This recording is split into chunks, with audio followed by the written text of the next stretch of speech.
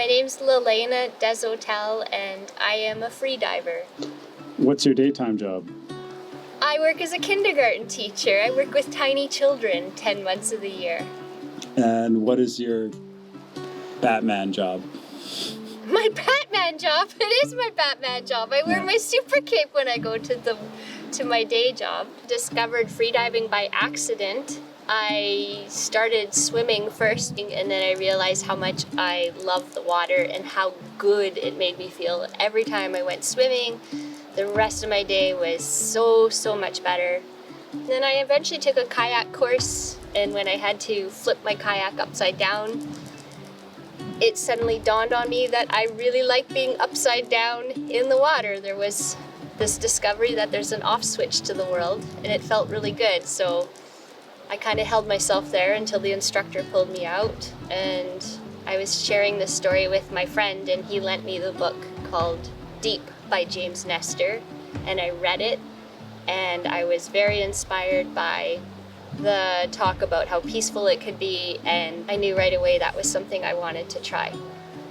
When I go for a dive, the first part of my dive is before I even start my dive, and this is where I try to sort of calm all the noise in my brain, like all the chatter. It's difficult, and it's still difficult for me, but what I discovered when I was kayaking is it sort of flips a switch, and suddenly my mind is a lot quieter. I get to focus on maybe one or two things. It just feels like, okay, I've just wiped some kind of slate clean, and I feel clean again or good again. I don't know how to describe it. It just feels really good.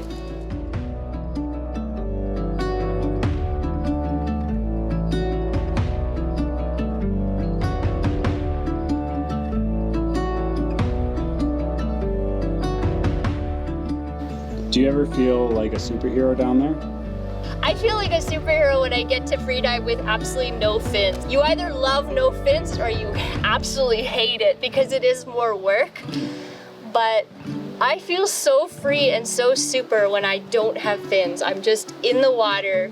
This is me, my body. I get to explore with what I came into this world with. And I just had an incredible day here in the river where I didn't have to wear a wetsuit. I got cold, but it was honestly, this has been one of my favorite days of freediving because I just had a mask and I was diving down and exploring such interesting terrain under the water and little fish, and I saw crayfish for the first time. So yeah, I feel so super when it's just me, my body, and the water.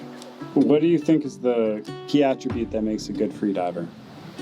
The one word that always comes to my mind is curiosity. If you enjoy recreational diving, curiosity is what gets you in the water. What do you want to see down there, right? And I think sometimes, even in recreational freediving, I've seen people, they have a bucket list of everything they want to see, and if they don't see it, their day is ruined.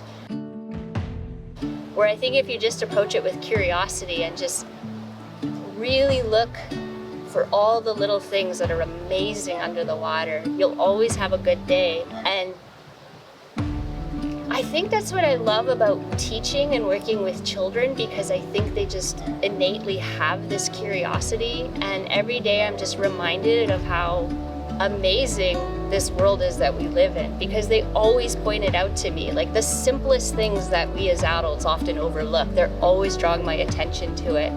So I always like to approach freediving in that aspect, just be curious.